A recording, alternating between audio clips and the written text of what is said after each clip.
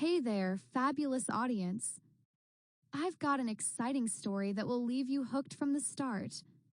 To ensure you don't miss a beat, follow me on my backup channel for all the upcoming episodes. The link is conveniently placed in the comments box below. Thank you so much for your support, and let's dive into this adventure together.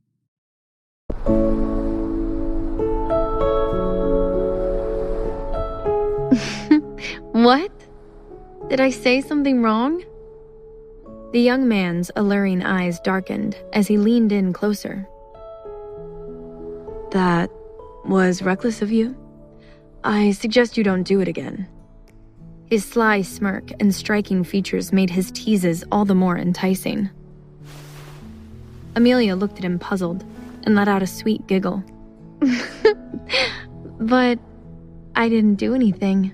His gaze drifted down to her mouth, his voice growing husky.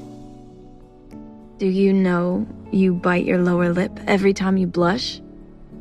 She'd been doing it all night. He was trying to behave himself, but the sight was driving him mad. It makes me want to do things to make you blush harder. Amelia felt a rush from his shameless teasing. He expected her to shy away, but she surprised him and held his gaze with interest. What kind of things? With an arrogant smirk, he caressed her cheek with his thumb. Things that would be improper to say aloud to a girl I hardly know. His touch gave her butterflies, and she fought the urge to bite her lip again. It was true. They'd only just met this evening. Tonight was her 18th birthday party, and it had been a miserable one until a handsome stranger at the club rescued her from her rotten half-sister Sophie's clutches. Now, Amelia was in his lavish beachside hotel suite, which was bigger than most high school gyms. She'd never been alone with a guy like this, but his domineering yet warm presence put her at ease and made her chest flutter all at once. Meeting him felt magical, and she wanted to embrace that magic. Although that magical feeling was partially due to the ecstasy no one knew Sophie had drugged her with. Emboldened by the drug that was kicking in, Amelia decided to chase that magic and close the gap between them on the couch, leaning in. Well, if you can't say what you want to do to me, can you show me? Her warm breath on his ear made his pulse quicken with every word that left her mouth. What was this effect she had on him? He'd long grown bored of hookups, relationships, and everything in between, and hadn't bothered with such entanglements for 2 years now. Yet, earlier, when he saw the sad, gorgeous girl in the birthday sash, he couldn't stay away. Now, here he was, digging his nails into his palm to restrain himself from tossing Amelia onto the bed like a beast. But as soon as she peered up at him with her bright, hungry eyes, he lost it, and his lips crashed onto hers. Locked in a feverish kiss, Amelia's body surged with a swell of sensations she didn't know were possible. His fingers tangled in her hair while his other hand gripped her waist. When he finally freed her lips, he panted for air while he trailed kisses down her neck and coaxed a lovely sigh from her mouth. A deep, hypnotic voice replied, Happy birthday, Amelia.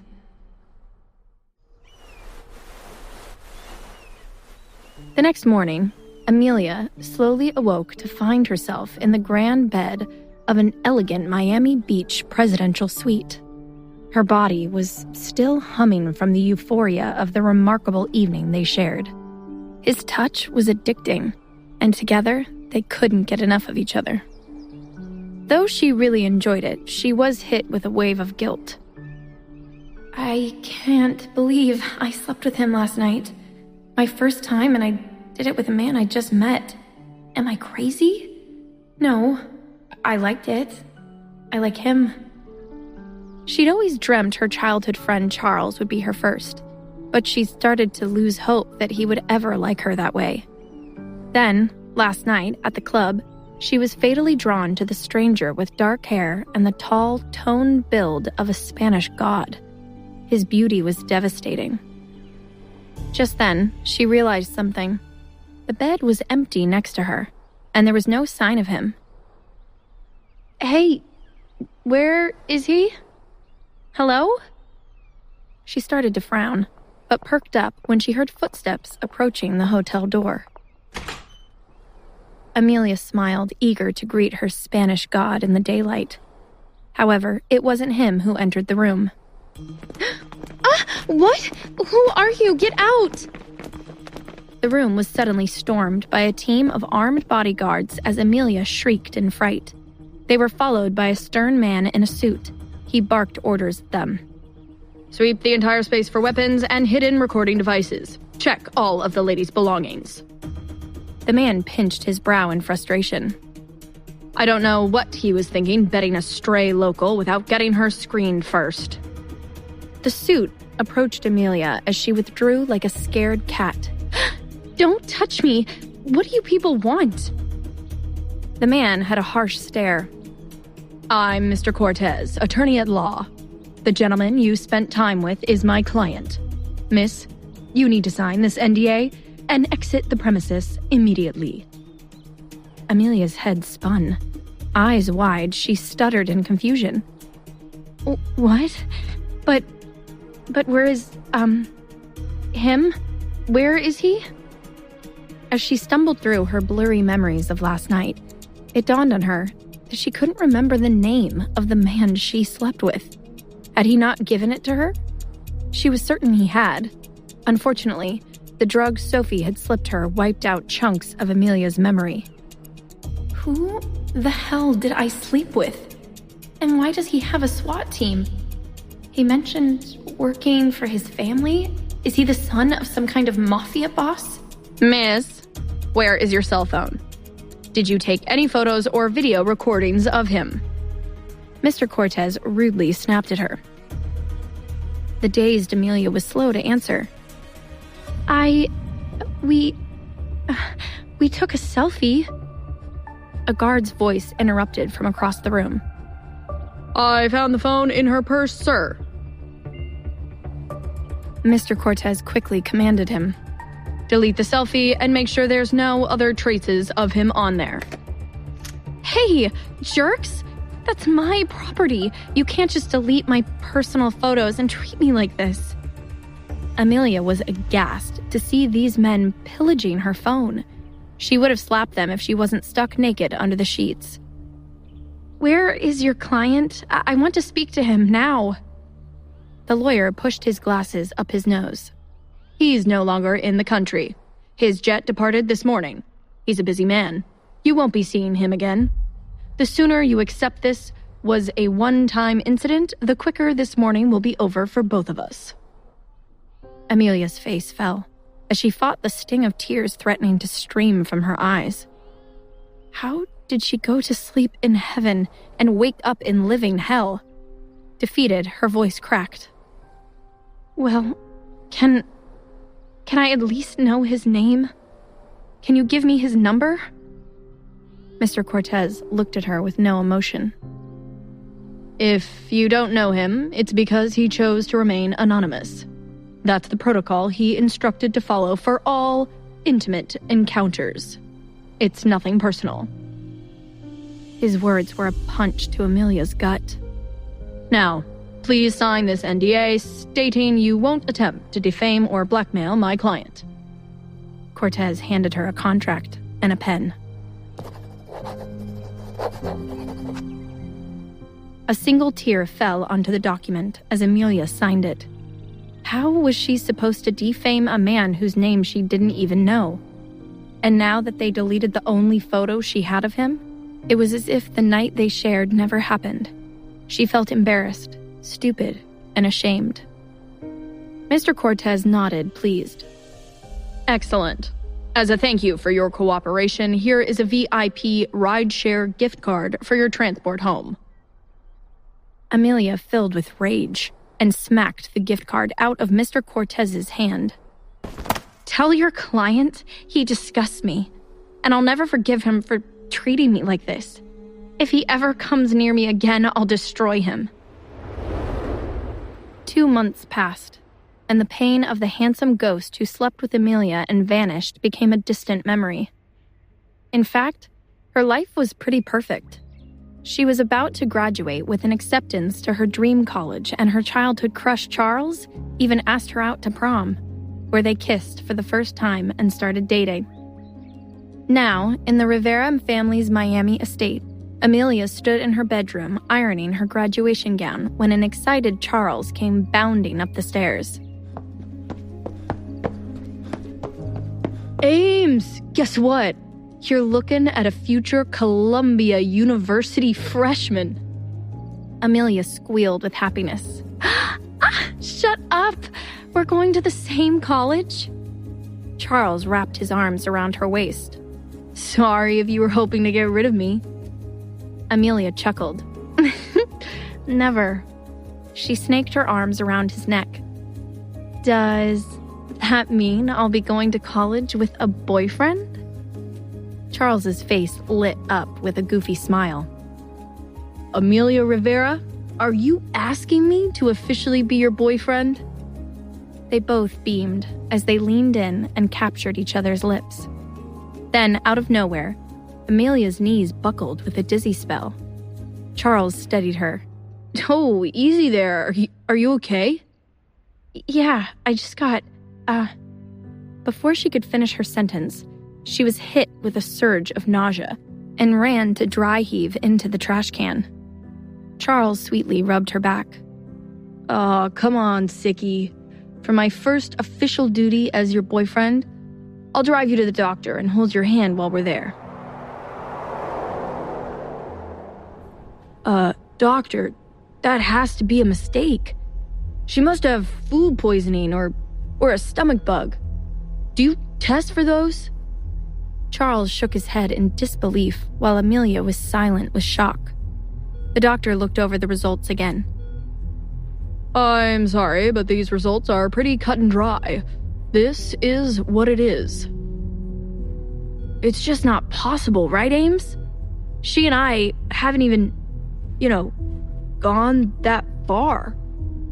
Charles trailed off when he saw the pang of guilt on Amelia's pale face. Devastated, Amelia could barely get her voice out. I'm sorry, Charles. It was before we were even together. On my birthday, it was just one time." The doctor pressed his mouth in a straight line. "I'm afraid sometimes one time is all it takes to get pregnant." "Amelia!" Charles's eyes burned with heartbreak, and his voice tensed. "Who is the father?"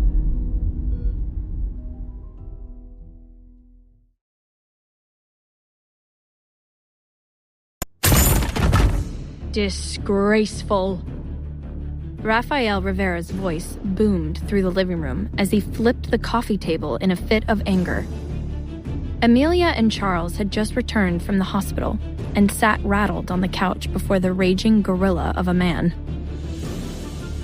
"How could you two be so negligent with your futures and reputation of your families? Charles, you animal, you dared to..." Raphael reached for Charles's collar, and Amelia jumped to his defense. "Dad, it wasn't Charles. He's not the father." Raphael's voice growled. "What do you mean he's not the father? If the child does not belong to him, then who the hell is responsible for this?" Amelia's eyes shook with tears. I know that this sounds bad, but I don't know." From the other end of the couch, Amelia's conniving stepmother, Valentina Rivera, all but clutched her pearls. "Such an indecent girl." Raphael shot his wife a look. "Valentina, please. I'm handling this."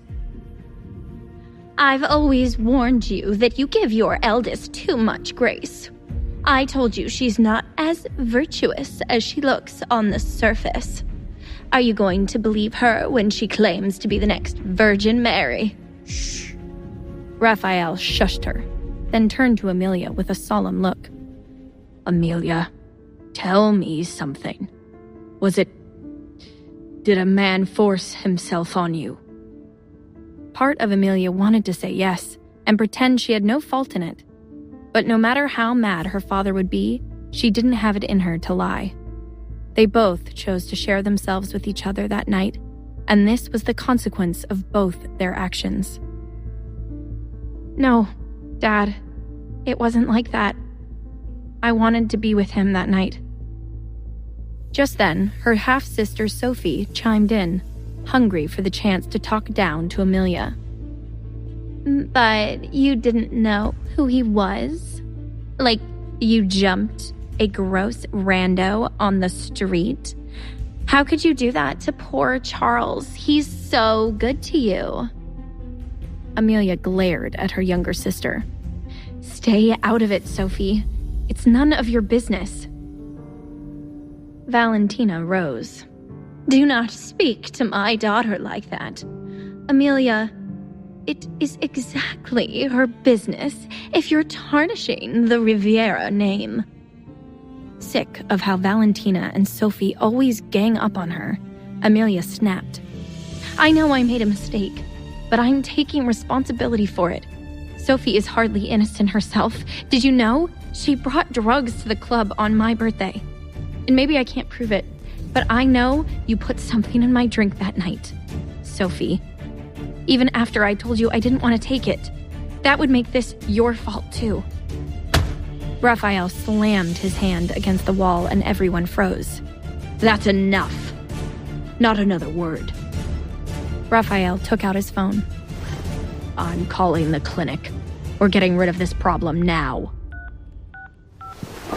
Amelia desperately grabbed the phone from her dad. No! He pierced her with his eyes. What do you mean, no? I think I want to keep my baby.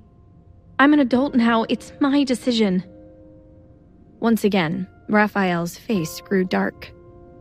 Not in this house, you won't. If the media gets word of this scandal, it'll ruin my mayoral race.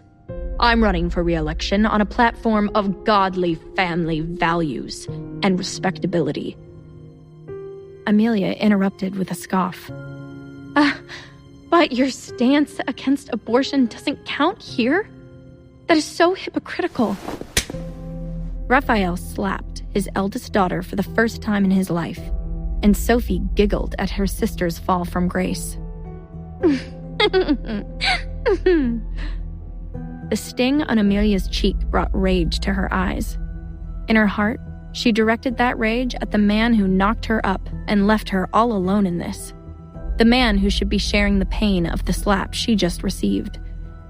Amelia stood and walked to the foot of the stairs. I agree that I was irresponsible, and this really sucks.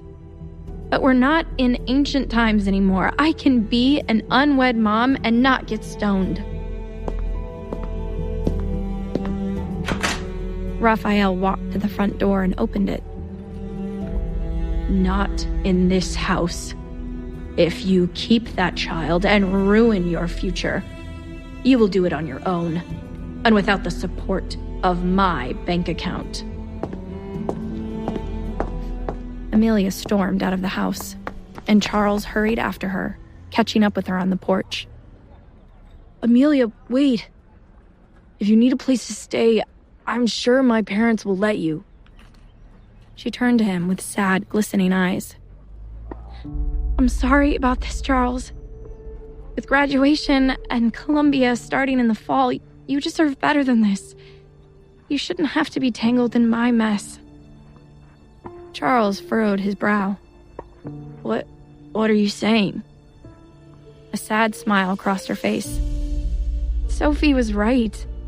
You are a good man. Which means I know you'll want to help me, but it wouldn't be right for me to drag you into this.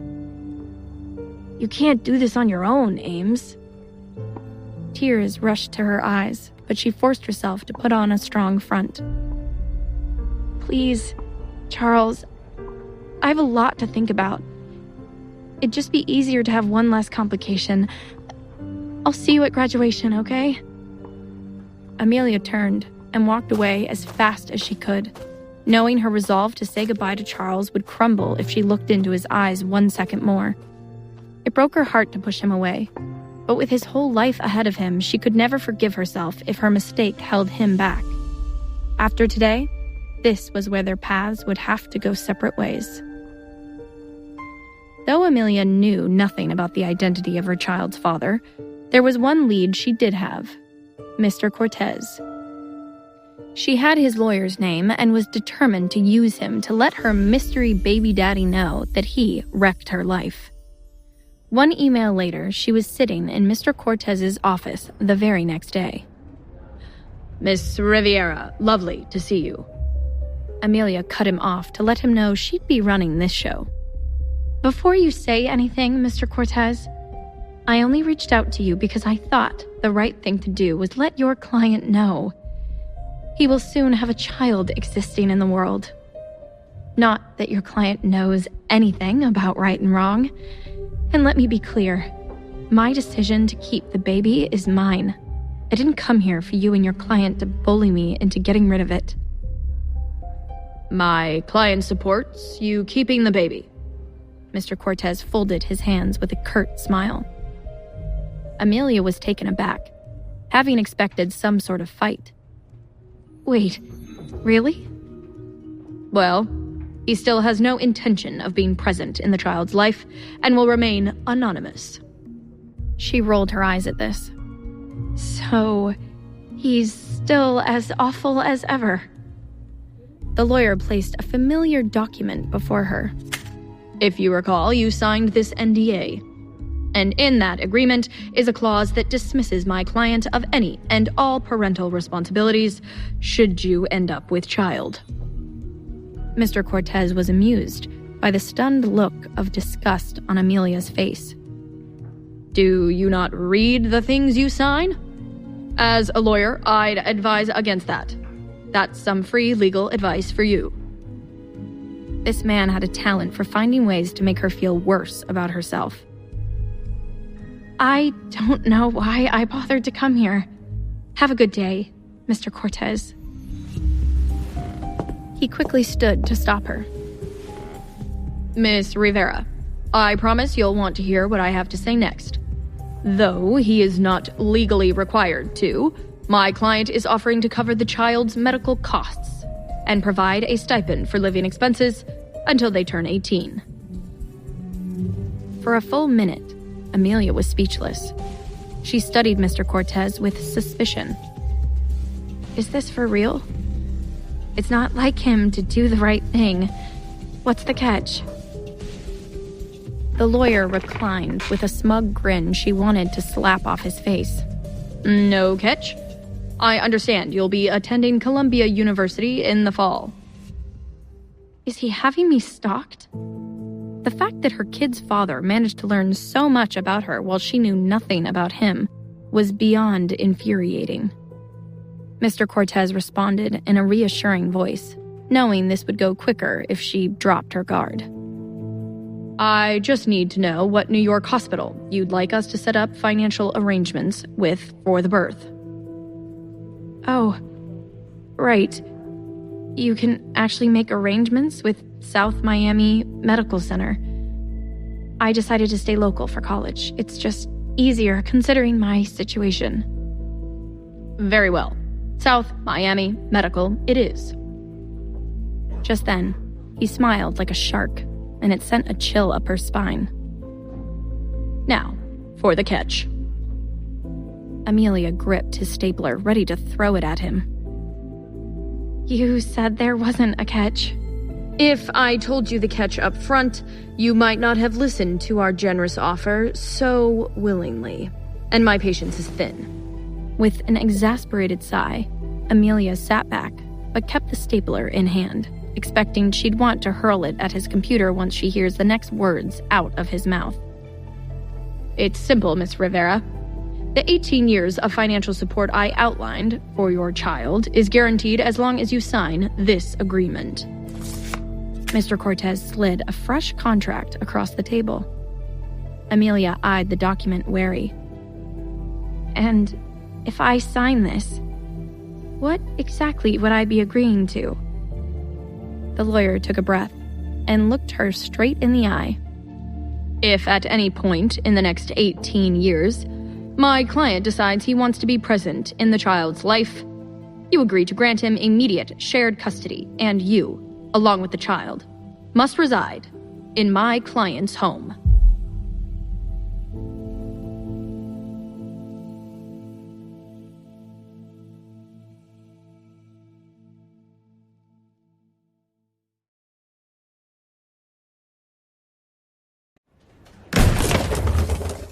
That asshole is unbelievable. Amelia stood with so much fury that her chair fell to the floor. So, if one day he's suddenly in the mood to be a dad, he expects me and my child to drop everything and move in with him? To what? Play house? It is a very spacious home, palatial even. You will not be disappointed with the setup. But you're getting ahead of yourself. That would only happen in the event that he decides he wants to step into the role of being the kid's father. Mr. Cortez's look of nonchalance made Amelia's blood boil. She glowered at him. Is my child's father in the mafia? How do I know he's not some drug smuggler or black market dealer? I can't agree to a deal that might put my baby in danger. My client's work is all legal and above board, but if it will give you peace of mind, I can add that to the contract. Amelia sat back down and narrowed her eyes, weighing the options. Did she really want to risk tying her and her child to this crazy mystery man for the next 18 years? However, she could use his financial support, since her father cut her off from keeping the baby. God forbid any complications arise with the pregnancy, how would she afford it all on her own? In her experience, her baby daddy had not done one decent thing for her yet. That probably meant the odds that he'd decide to take on the responsibility of being a full-time father would be low, right? Just then, a mischievous smile lit up Amelia's face. You know what? You got yourself a deal. Because I hope he does come crawling back into his kid's life one day. That way, I'll finally learn who my baby's bastard father really is. And if he forces us to move in with him, he's going to regret it, because I will absolutely make his home life a living hell. So, where do I sign? Part of Amelia thought her child's father would show up the day she gave birth to their healthy baby boy, Max Rivera.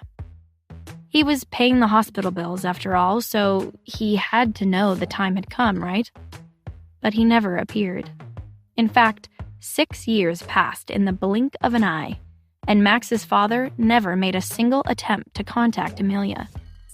And that was fine by Amelia, because she gradually forgot about him with time and settled into a simple but sweet existence with her son, who was now 5 years old and the center of her universe.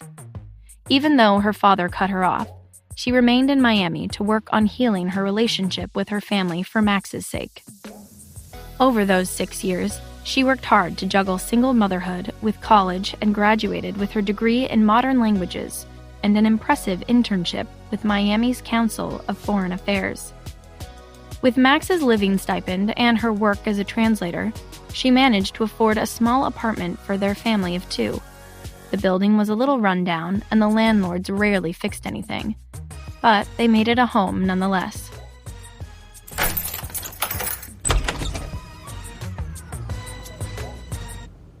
Amelia came home from her internship and excused the babysitter who had picked up Max from school. She smiled to see Max's cute, serious face on the couch. He was concentrating on his favorite TV network, CNN. Amelia shook her head, both proud and stumped to have mothered the only child who would watch a report on the U.S. military's spending for fun. She tossed a throw pillow at him, and he lit up. Mom, you're home! He patted the spot on the couch next to him, and Amelia plopped down and ruffled his hair. Max, how about we change the channel to something more age-appropriate? Keeping his eyes on the screen, he spoke matter-of-factly. You're an adult. The news is appropriate for your age. I'm talking about you, smarty pants. Amelia snapped the remote and Max spun around. Hey! Look, this show plays funny clips of pets that misbehave. Amelia was already laughing at a dancing parrot on the screen. Mom, no! This show is for babies. There was nothing more humbling than being dissed by a 5-year-old, and Max humbled her daily. Amelia often questioned who the adult was in this relationship. Somehow she gave birth to a tiny intellectual with a high IQ. But she felt lucky to have a son so sensible and well-behaved, though stubborn as a bull. Amelia tickled Max, and he giggled despite himself. Give your poor mom a break. I worked hard all day doing boring grown-up stuff. Watching videos of tiny cats bullying big dogs brings me joy. Max surrendered. As much as he liked to poke fun at his mom, he loved her fiercely. They were 2 peas in a pod. For the last 5 years, it had been the 2 of them against the world. Just then, Amelia was interrupted by a notification on her phone. Oh, shoot. The food delivery is downstairs. Max gasped in excitement. You ordered ramen? She winked at him. Your favorite. I have to run down to grab these bags. Stay here and don't open the door for anyone, okay? Max called out to her. If the delivery man is handsome, ask him to be your boyfriend. What? Then we would get all the free takeout we want. Amelia shook her head. This kid was obsessed with 2 things, food and his mother's dating life, the latter of which was non-existent. Between work and raising Max, she had no time for it. Amelia threw on some leggings and a hoodie, then hopped in the elevator to meet the delivery guy. Unfortunately, the elevator had other plans. It jolted and suddenly lost all power, leaving Amelia trapped. No, don't do this to me. She punched all the buttons and tried the call box, but nothing worked. Her phone didn't even have service due to the 4 steel walls that surrounded her. She started to panic. Hello? I'm in the elevator. Can anyone hear me? 10 minutes passed, and Amelia's shouts for help went unanswered. She worried Max might get scared if she's not back soon. At that moment, she cursed her landlords for being such deadbeats when it came to maintaining the building.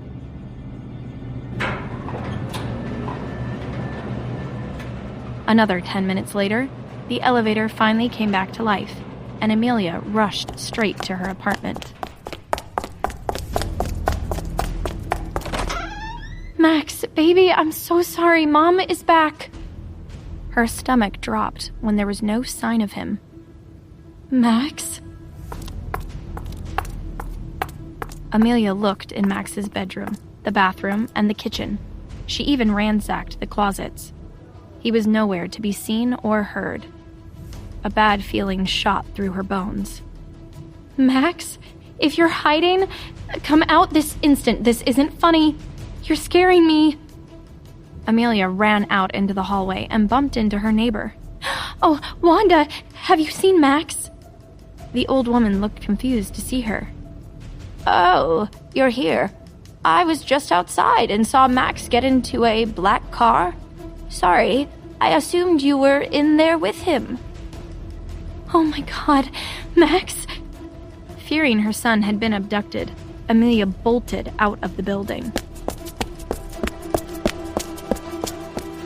When she reached the street, a row of 4 black luxury cars were parked outside her building.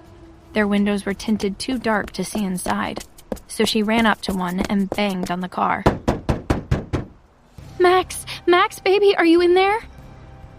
Just then, a hand touched Amelia's shoulder, and a man's familiar voice sounded behind her. It's okay, Miss Rivera. Max is with us. She spun around to find a familiar, stern face looking back at her. It took her a second to place him, but when she did, her panic spiked again. Mr. Cortez! It was none other than her least favorite lawyer. Where is my son? Your son is safe, Miss Rivera. I promise. He spoke gently, hoping to reassure her, but she was on high alert. I want to see him now. How dare you take him anywhere without my consent? You just went into my apartment and abducted him? Mr. Cortez crossed his arms. We were concerned for his safety. When we went in, we found the boy home alone, with no adult supervision. Amelia's eyes were wild, as if she might attack him at any moment. The elevator broke down with me stuck inside. I couldn't get to him, but that still doesn't give you the right. The lawyer backed down and softened his voice. You're right. I'm sorry if we scared you. We weren't going to take him off the premises without notifying you, but when I tried to call, I was sent straight to voicemail. Amelia looked him dead in the eye. Where is Max? I want to see my child right now. The lawyer gestured to a nearby limo. Max is in the middle car. He is getting acquainted with his father. Amelia's eyes flew open wide. I'm sorry. Did you just say his father? She charged towards the car when a wall of bodyguards suddenly blocked her path. One of the guards spoke. Miss, please step back. We cannot clear you to approach the vehicle until you calm down. Amelia burned with fury. I will not calm down. You can't just take my child like that. Her mind was in chaos. She had always hoped Max's father would appear one day, just so she could slap the jerk and settle the score from 6 years ago. But she never thought he'd be so brazen as to do this. The worst part was the bastard had her son trapped in a car, and she still had no clue who the hell this man was. Little did she know his true identity would be something beyond her wildest dreams.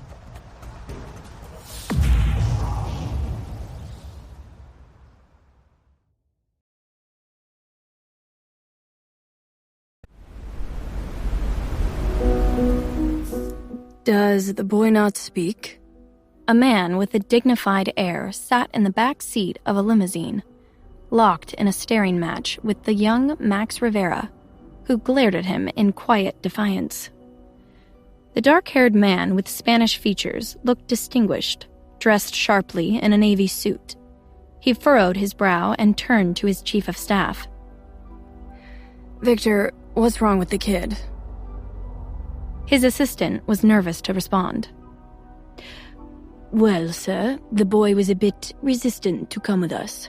He bit the guard that carried him. The man eyed the boy with a proud smirk. Good. Serves the brute right for not following my instructions. I told you to invite the boy and his mother out to the car, not abduct him.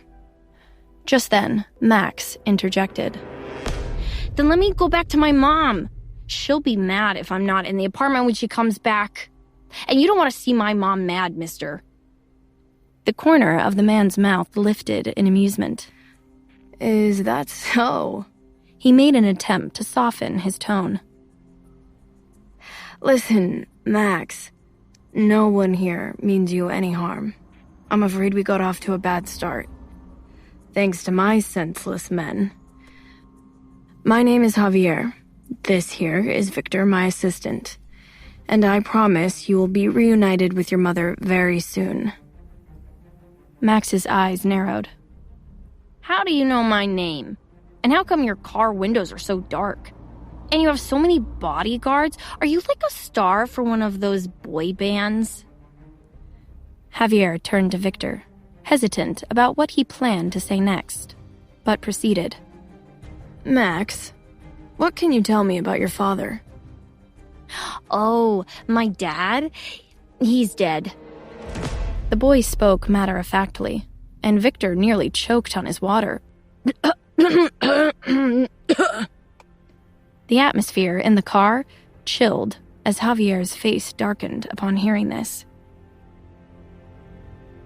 He cleared his throat. Well, what if I told you that I'm your father? Max studied Javier's face with confusion. So, are you a ghost? An exasperated sigh left Javier's mouth. No, not a ghost. Wouldn't you like to have a father that's alive? How about you come and spend some time with me? My house has a pool, basketball court, and there's even a horse stable. Do you like horses? Max looked at his so-called father, intrigued. Does your TV get CNN? Victor interrupted with a chuckle. Sorry. I think the boy meant CN, the Cartoon Network. Max flatly corrected him. No, CNN, cable news. Impressed, Javier lifted a brow. Smart boy. I have over a dozen TVs, all equipped with more than 50 international news channels. Max sat back, dropping his guard. Your house does sound cool, but my mom would be sad if I went somewhere cool without her. Can she come too? Before Javier could answer, a member of his staff popped into the car. Sir, there's a situation. The VP has requested an emergency video call. Javier grunted in disappointment. Very well. I'll take the town car back to the office and leave this one here. He turned to Max with an apologetic grin. I'm sorry I have to run, but I look forward to spending more time with you, Max. An unknown emotion flickered in Javier's eyes. Something bittersweet, but hopeful. Goodbye. Meanwhile, as Javier hopped into a town car that sped away, Amelia was ushered into the limo and reunited with her son. She rushed to him, relieved to see him unharmed. Max! Thank God. You're okay? I'm so sorry, sweetie. The elevator got stuck again, and when I got back... Max took her hand. Mom, it's okay. I'm all right. Still perched in the corner of the limo, Victor chimed in. Miss Rivera, on behalf of my boss and myself, we are deeply sorry for the misunderstanding. We didn't mean to cause any distress. Amelia's stare bore a hole into the bespectacled assistant. Is your boss crazy? Where is he? She couldn't believe the weasel managed to sneak away before she could give him a piece of her mind. Miss Rivera, unfortunately, my boss had to tend to an urgent matter. But he's invited you and Max to join him for dinner tonight. His driver here can take you two to his estate now, if you'll allow. Victor gave a desperate smile, unsure if she'd agree to see Javier. With a devilish spark in her eyes, Amelia accepted the invitation. I will absolutely join your boss for dinner. Tell him I cannot wait. She had to know why he was here, because there was no way she'd let him take her son. She needed to make that crystal clear. Max leaned in close and whispered in her ear. Mom, the man that was here before, he said he's my dad? Amelia's heart clenched. This was not a conversation she expected to have anytime soon. It's a complicated story. The short answer is yes, he is. But I can explain later, okay? Max nodded, his little brain deep in thought. Internally, Amelia cursed this man for blabbing their son's paternity to him so recklessly. The limo departed for Javier's home, and once the car reached its destination, Amelia's jaw dropped when they drove over a bridge leading to a private island estate. Max's father lives here? She gathered the guy was wealthy, but she didn't think he had private island money. The car pulled up to a palatial Spanish-style villa surrounded by palm trees and lush greenery. Max was in awe. Whoa. Is this a house or a hotel? When they entered the home, they were greeted by Mr. Grant, the head butler. Good evening, Miss Rivera, Sir Max. Dinner will be served at 8 o'clock. Until then, we've prepared a guest room where you can bathe and make yourselves presentable for the occasion. Amelia bristled inside. Presentable?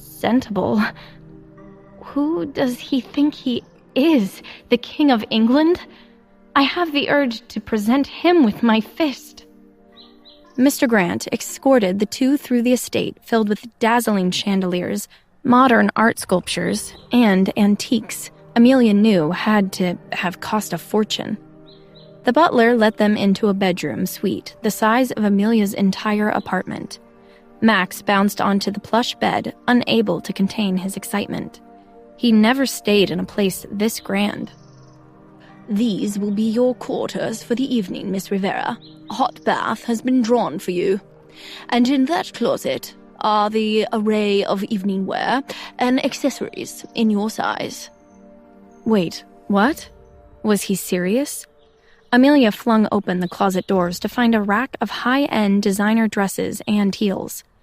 Not only were they in her exact size, but all the garments were in her favorite colors and styles. It was eerie. Mr. Grant, is your boss some sort of stalker?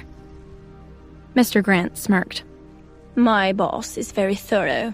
Please don't hesitate to call should you require assistance. The butler excused himself. Overwhelmed by the events of the day, Amelia stepped into the bathroom to splash some water on her cheeks. There, she came face to face with the bath the staff had prepared for her. And, oh my God, it was a scene worthy of a goddess. The marble tub was adorned with wild flowers and fruit, and on the ledge was a champagne platter. Amelia scoffed. How presumptuous to assume I would undress and bathe in his home? If her baby daddy thought lavish pampering and designer gowns would make her forget his sins, he was sorely mistaken. Although she had to admit that one cream-colored silk gown was to die for. But she'd never give him the satisfaction of seeing her in it. He was going to get her the way she came, a tad sweaty, in leggings and a hoodie. Resolute, she reached into the water to pull the plug and drain the tub, but stopped when she got a whiff of rose oil. Damn, that does smell amazing. She was suddenly tempted to take a quick dip. No one would have to know, and her stress level would certainly benefit from it. No, Amelia, get it together. This was no time to be seduced by aromatherapy. Focus on the task at hand. Tonight, she would finally stand up to the villain from her past. And with that, she grabbed the plug and pulled it out. By the time she came out of the bathroom, Max had fallen asleep on the bed. She tucked him in, and his groggy eyes peeked open. Big star? Yes, little moon. Amelia responded with her nickname for him. It's kind of cool that I have an alive dad. Can we keep him? Amelia stroked her sweet boy's hair. We'll see, baby. Get some sleep. She knew not having two parents like other kids bothered Max deep down, but he never complained about it. This instant attachment he seemed to have grown to the man gave her mixed feelings. 8 o'clock arrived, and Mr. Grant fetched Amelia for dinner. She noticed him flinch when he saw she was still in her same clothes, but he said nothing. The butler escorted Amelia to the formal dining room. The space was warm and softly lit with candlelight. Just then, a maid informed her that the man of the hour would join her shortly. Of course, he would make her wait yet again. Amelia grabbed a glass of wine to tame her nerves. Soon, footsteps approached outside the dining room and sent her heart into turmoil. The doors opened, and standing there was a tall, striking silhouette with a commanding aura. Amelia's breath hitched when he stepped into view. It's you. His face was just as she remembered, sculpted and suave with a clean-cut masculinity that had only grown more alluring with time. It irked her that someone so vile was allowed to look this good. While she fought a flood of emotions that swelled inside, Javier's piercing dark eyes took in all of her and were struck by the sight. Her soft olive skin and chestnut hair was radiant in the glow of the candlelight. She was just as pretty as the night they met. His eyes traveled down and registered that she chose not to wear any of the gowns he gifted her. He liked her like this, though. This way, he got to see the real her. Amelia, on the other hand, now felt self-conscious standing next to this impeccably dressed man while in athleisure wear. Maybe she should have worn that silk dress, she thought. Then she could have tortured him with how amazing her body would have looked in it. After a moment, Javier slowly closed the distance between them. "Hello, Amelia." That voice. It was the same smooth baritone that echoed in her dreams whenever her mind revisited the night they gave themselves to each other in sweet abandon. That night, before he ruined everything. Just then, a cool, confident grin crossed his face. "Tell me, how have you been?" How has she been? His question was sobering and maddening. After 6 years of pent-up spite and fury, she found herself at loss for words, and her hand shot up to the sky. She struck Javier hard across his chiseled face. As his eyes darkened, Amelia was rushed by a team of bodyguards who pinned her to the wall. Let go of me! What kind of coward needs a gang of men to save him from one woman? Everyone cringed in disbelief at the disrespectful words Amelia dared to fling at their boss. Javier's head of security turned to him. "Your Royal Highness, are you okay?" Javier growled, annoyed. "I'm fine. She's fine, leave us." "But, Your Highness, any potential threat to the crown must..." Growing impatient, Javier cut the man off. "I said leave us." Did he just call him Your Highness? Amelia wondered if she heard that correctly, as the men let her go and retreated. She looked at Javier with wonder and finally demanded, "Who the hell are you? Why did that man just refer to you as Your Highness?" Javier licked a small cut her ring made on his lip, then gave her a smug smirk. "I am Javier Calderon, the Crown Prince of Spain."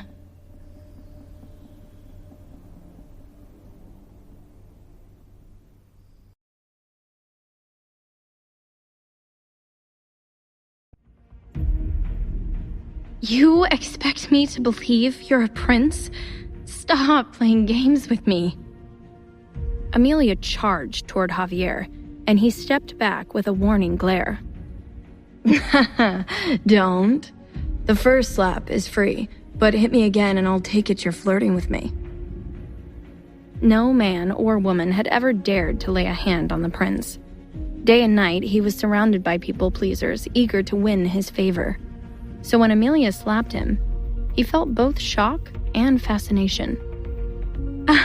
Get over yourself and tell me who you really are. Javier sat down, feigning boredom. You have a phone. Google it if you don't believe me. She wondered if this could be some sort of trick, then took out her phone and searched for the current Prince of Spain. Sure enough, there was his face in dozens of online entries. Javier Calderon, Prince of Spain. Staring at the screen, her head began to spin in disbelief. But how? A prince? His lips curled up into a sly smile. If you bow down, I might consider pardoning you for striking royalty. Amelia shot him a look of disdain. I'd sooner slap you again. She tried to make sense of this new information. If you're Spanish royalty, why are you in America? Exiled for being too smug? The prince narrowed his eyes. Apparently, she was a smartass too. I'm staying in town to lead a defense project with some U.S. collaborators and serve as a Spanish ambassador. But mostly, I wanted to piss off my father by putting the Atlantic Ocean between us. Amelia leaned in. Your father, the king? Javier nodded. His answers only left her with bigger, more daunting questions. Okay, Prince Calderon, now that I know who you are, what is it that you want? Why choose now to show up on my doorstep? The prince straightened his back. Quite simply, I want my son. I'm his father. He should live with me. Amelia shot up like a lioness ready to protect her cub. You have no right to claim him. How selfish can you be to toss your child aside like trash and waltz in years later to wreck his life all over again? The prince stepped closer, his tone grave. Because until last week, I didn't know Max existed. Javier peered into her eyes. I did not abandon my son, Amelia. I understand that you are hurt and angry, but it wasn't me who wronged you. You and I are both victims of a conspiracy to keep me in the dark about Max. Amelia tried to decipher Javier's face. Was this some story he invented to dodge culpability? What are you claiming doesn't make sense? We have a contract. You pay for child support every month. Someone has been paying you child support, just not from my pocket. Amelia pinched her brow. But I met with your lawyer. A sardonic chuckle escaped Javier's mouth. Apparently, Cortez's loyalties don't lie with me. He was following another master's orders. Amelia, I was never told you were with child, and I sure as hell was not consulted for that contract you signed. Silence hung in the air as Amelia sat with this information. She did not believe Javier's story. But what reason did she have to trust him? Staring at the floor in a somber daze, Amelia's voice came out pensive and quiet. And if you were told? She asked. 6 years ago, if you knew I was pregnant, what would you have done? Javier pursed his lips. I was in a different place in my life back then, but I'd like to believe I'd have done what I'm doing now. Just then, something occurred to her. Is my son safe? This conspiracy, who would go to all this trouble? It doesn't matter. It's over. And don't worry, Max is safe. Javier didn't feel comfortable sharing the identity of the puppeteer, but he knew exactly who it was and made sure to confront the guilty party. A week ago, when Prince Calderon was still in his home country, He barged into the king's study in a murderous rage. Give me one reason why I shouldn't strike you right now and commit treason. King Sebastian Calderon looked up from his paperwork, displeased to see his level-headed son so out of control. Javier, what is the meaning of this? Javier slammed a stack of papers down on his father's desk. Tell me this contract isn't what it looks like. Did I father a fucking child? The king removed his glasses with a heavy sigh. How did you find this? In a fit of rage, Javier shoved everything on his father's desk to the ground. Let's just say I smelt a rat on my team and went digging. How could you? And Cortez stoop so low as to hide this from me? Unapologetic, his father's tone was cavalier. You were too young to get trapped by some pedestrian American you dumped your seed into one night. Javier gave him a warning glare. That was not your choice to make. Javi, try to see the positives. Down the line, if you and your future wife struggle to produce an heir, you can rest assured knowing you have a son out there who can uphold the family line, if needed. The prince couldn't believe what he was hearing. That's what this is about. Your paranoid obsession with securing the royal line. The last couple of generations of Calderon had been plagued with infertility issues. It was a hereditary curse. Back when Javier's parents finally conceived him and his sister, it was no easy feat. So when word got back to Sebastian that Javier had gotten a girl pregnant, he saw one big advantage to supporting the unplanned pregnancy. Javier was disgusted. How dare you treat my son like some fallback plan? The prince snatched the contract and threw it into the fireplace. I'm going to the States to focus on the defense project. For the foreseeable future, my Miami villa will be my home base. Let this be the last time you interfere in my life. Sebastian's face grew stern. Javier, you can't afford to get distracted right now. We have too many plans in place. As Javier left his father's study, he turned to him with cold eyes. It'll do you good to remember, I'm not my brother. Back in the present day, Javier's staff served dinner while Amelia processed the many revelations of the night. After another glass of wine, she was ready to speak her mind. Crown Prince Calderon? Just Javier, please. She straightened in her chair. Javier, if this conspiracy of yours is real, it is unfortunate we ended up tangled in this strange mess, but Max is all I have. And you have so much. I mean, just look at this place. I am open to you knowing your son, but you cannot take him from me. Javier sat back, his brow furrowed. Technically, Miss Rivera, both you and Max are contractually obligated to move in with me, if I so choose. Amelia's stomach dropped at the sound of this. But I'm a reasonable man. I won't force you into my home. Max, however, will be moving in with me. Amelia rose to her feet to protest, but he cut her off.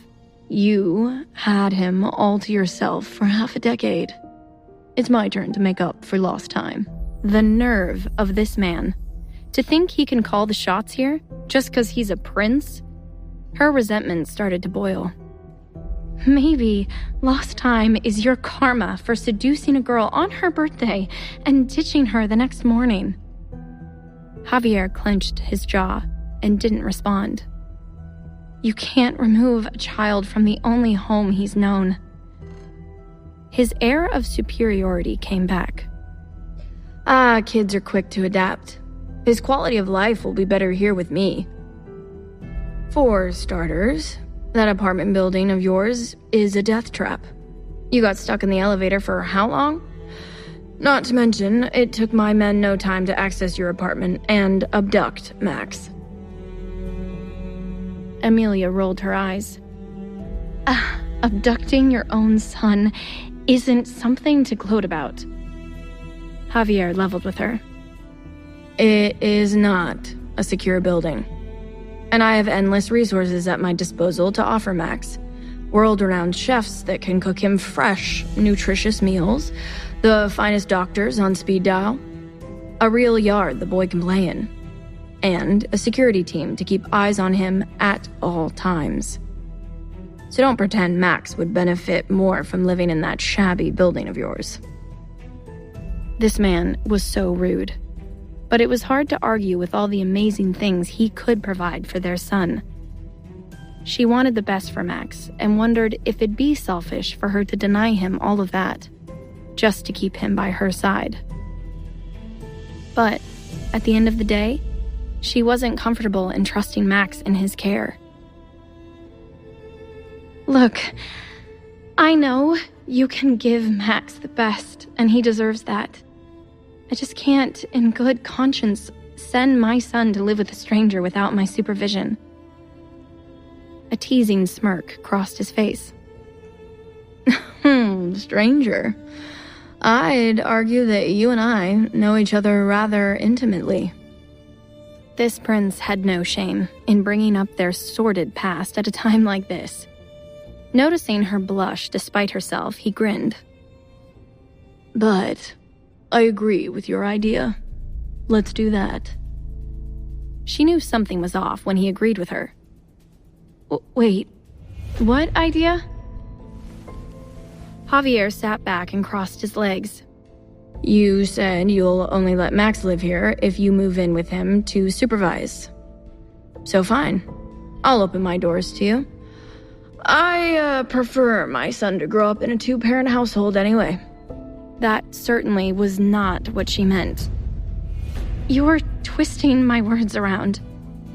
He smiled like the devil himself. Didn't you say that Max deserves all the best that I can offer? Then what's the problem, Amelia? The problem was that this prince was a sneaky bully. He had used her words against her, and the worst part was, he was right. The only way to give their son the best of both worlds would be to let him live in Javier's villa under her supervision. But was she really going to live with this man? Before she'd agreed to this twisted compromise, she needed to set some ground rules. His Royal Highness estate is significantly far from my internship, so if I am to make my stay here work, I will need access to one of your chauffeurs. A glint appeared in Javier's eyes. Ah, are we setting terms? How thrilling. Sure, you can use the cars. Amelia tightened her gaze on him. And I want you to stop stalking me. He tightened his eyes right back. Who said I was stalking you? The gall he had to deny it. Your Highness, you know where I live, my dress size, my shoe size.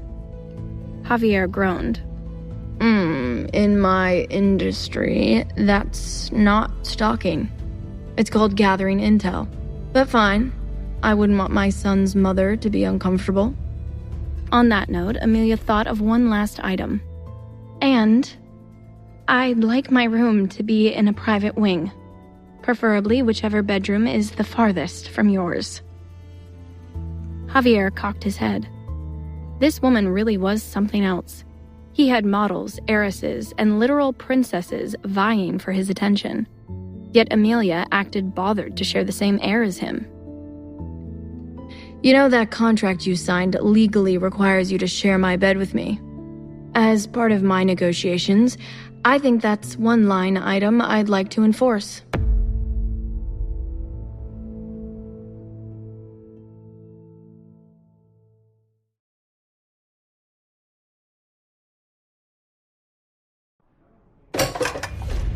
I'd rather die than share your bed. I'm not some harem girl you can handcuff to your headboard. Amelia was livid. Javier gave a sly smile. Who said anything about handcuffs? Such a dirty mind. Amelia's patience had reached her limit. This man spent their entire dinner twisting her words until she finally agreed to live with him. And now he thinks he can negotiate her into his bed? She made the mistake of falling into bed with him once, and it ended up being the biggest mistake of her life. That was never going to happen again. She raised her hand, ready to land a second slap on the monarch who had turned her life upside down. Then, she noticed a dumb smirk on Javier's face. He smiled, flashing his perfect teeth. I was kidding. The girl I remember from that night years ago could take a joke. Javier commented charmingly, which only irritated Amelia further. Well, that girl had to birth and raise a child on her own after being abandoned by her family. Thanks to you. Try enduring 6 years of that and see if your charming sense of humor stays intact.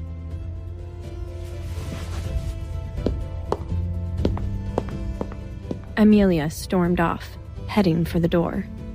Amelia, wait. She sighed, ready to be done with him.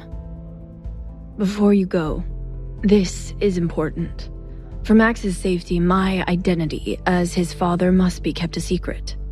I have political enemies and crazies out there who could see the prince's son as a target. No one can know.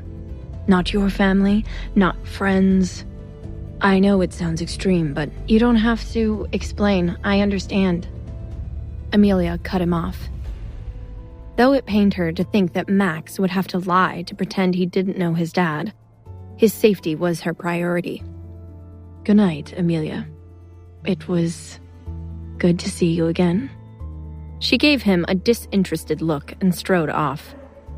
Javier smiled to himself as the only woman daring enough to strike a prince not once, but almost twice, walked out on him. He knew he had a lot to make up for, and he hoped she'd let him. Days flew by, and soon it had already been a week since Amelia and Max moved into Javier's estate. Everything still felt like a strange dream to her. Just days before, she was at the supermarket having to decide which groceries to remove from her cart because she didn't have enough money in her account to cover it all. Her own shampoo was returned to the shelf to be able to buy Max's kids' shampoo instead. Now, the woman who always put herself last had gone from a cramped one-bedroom apartment with no air conditioning to living in a palatial villa with a staff ready to cater to her every need. After their tumultuous dinner, Amelia dreaded running into the arrogant prince in the mansion halls. But to her relief, he had spent the entire week away, traveling for work. However, not everyone was pleased with Javier's absence. Max was yearning for the presence of the father who had just entered his life. Amelia noticed it when she heard Javier's voice coming from the TV in Max's bedroom. And I'd like to thank the American government for facilitating the trade exchange with Spain. Amelia walked in to find Max intently watching the news. The boy looked up at his mother, trying to appear casual to conceal his sadness. Will Dad be home to put me to bed tonight? She sighed deeply. I'm not sure, sweetheart. He has a busy schedule, but in the morning we can ask Victor when he'll be back. Amelia tried to keep Max's spirits up about the whole "my father is alive and a prince, but I can't tell anyone" situation. Thankfully, it wasn't hard to distract him now that Javier had spoiled him with every toy a boy could wish for. A bed shaped like a race car, a custom-built treehouse with a slide, though the little genius's favorite part was a cozy reading nook that featured beanbag chairs shaped like planets. Amelia couldn't help but wonder if it all was a bit too much. She didn't want him to take his father's wealth for granted and grow up to be a spoiled brat. After Amelia read Max a bedtime story, he turned to her with puppy dog eyes. Big Star, can you sleep with me tonight? My new car bed is cool, but it's so big it feels weird. She tucked him in and stared into his sleepy eyes. Of course, little moon. I just have to finish some work, and I'll come back in a minute. As Amelia walked down the hall, she got an email notification on her phone. When she saw what it was, she groaned in frustration. It was an email from South Miami Prep School, the best school in the city, offering gifted classes for advanced kids like Max. But it was extremely competitive to get into. Amelia had been fighting the good fight, but no matter what she did, she couldn't get Max off the waiting list. She worried he'd have to stay at his current school, which failed to cater to a smart kid like him. Amelia entered her enormous bedroom, which had an annex that served as an office. She sat at her desk to catch up on work. It had been challenging to balance the big move and her internship as a translator with Miami's Council of Foreign Affairs. Things were picking up at work, and she was determined to impress her boss. There was a big cultural event tomorrow, and her job assigned her to translate for some German diplomats. She needed to prepare for it, but couldn't find the reference books she needed. They'd been misplaced during the move.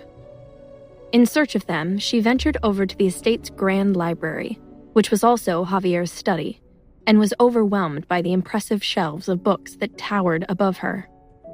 Just as she suspected, she found her reference material had been stored there, but their location wasn't exactly convenient. Of course, they had to be on the highest shelf. Amelia climbed onto a chair and stood on tiptoe, reaching for the book, but was still a few inches too short. Could they have put it any further? Just then, Javier padded into the library. He had just returned from his trip and needed to store some sensitive documents in the safe. He didn't expect to find Amelia in his study, doing acrobatics atop a chair. Javier hung back to admire the sight of her. She looked so pretty like this. Fresh-faced, in her pajamas, her hair seemed so soft and touchable, its ends still wet from the bath. "Need a hand?" His voice startled her, and she nearly lost her balance. She shot him a glare. "You can keep your hands to yourself, thank you. I got it." He crossed his arms and stood behind her to watch her stubborn attempt. She stretched again and did a little hop, finally grabbing the book. "Ha! Told you." But when she gave the book a hard tug, the chair wobbled, and Amelia went flying backward. Javier rushed over to catch the clumsy girl, and they both toppled like dominoes onto the floor. "Damn it!" she exclaimed, offering no apology. "You got it, huh?" The grumpy Javier spoke, the air knocked out of him from the fall. "No one told you to, Amelia went to stand up, but yelped. Her hair was caught on something. She turned to find herself face to face with Javier's crotch, and realized the thing her hair was caught on was his zipper. "Amelia, what are you doing?" Don't move. My hair is stuck in your zipper." She placed her hands on his thigh to brace herself. Caught off guard by the intimate touch, Javier felt something stir within him and held his breath. Her proximity to his lap was particularly torturous. "You have to be kidding me," he muttered. Amelia gently tugged her hair back and forth, trying to free it, but it didn't work. Then, while trying to steady herself, she unknowingly placed her hand on a certain bulge. Javier immediately froze.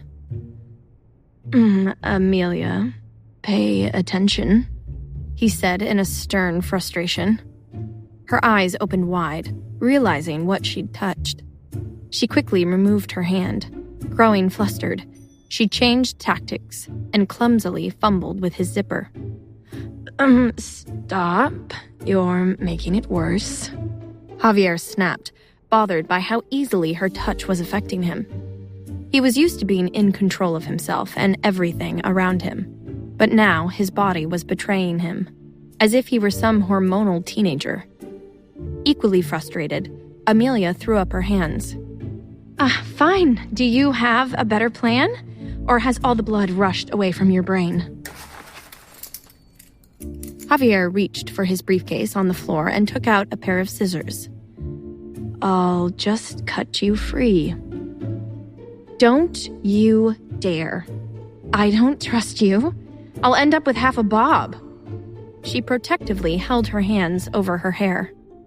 Javier's patience was wearing thin. This all could have been avoided if you had let me help you to begin with.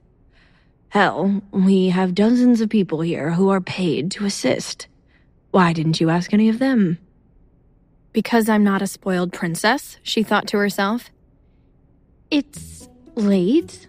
I didn't want to bother anyone. That's what they're here for, Javier exclaimed. To be bothered. And yet I keep hearing how you insist on doing all your chores yourself. And Max's too. Frustrated, she replied, You told me to make myself at home. And at home, I do my own chores. It calms me. Also, if this is supposed to be my home, why can't I ever find any of my things? She smacked his leg in exasperation. Javier yelped. Sorry. Just then, something occurred to her. If you want to help me with something I actually need help with, why don't you get your son into South Miami Prep School? Javier furrowed his brow. They won't let him in. Amelia let out a disappointed breath. Perpetually waitlisted, even though Max got perfect scores on all the entry exams. He took this in, then nodded. I'll handle it. Consider it done. That's it? Is that easy? Was this what it felt like to have a partner in raising your child? She'd gotten used to carrying the burden all on her own. Realizing she now had someone fighting in her corner, she was filled with a sense of warmth. That is, until she came back to reality and realized she was still trapped in a very compromising position. As if he was reading her mind, Javier shifted. Okay, I'm going to try something. Just don't move. Javier fished through her hair, unbuckled his belt, then slowly unzipped his pants. It worked. Amelia was able to pull her hair free. Finally. God. Amelia looked over, and her eyes fell on Javier, not expecting to see his undone pants hanging low around his hips. Her gaze drifted down and landed on two defined V-cut abs that disappeared into a pair of snug, black boxer briefs. She was staring, and she didn't even know it. Enjoying the view, Miss Rivera?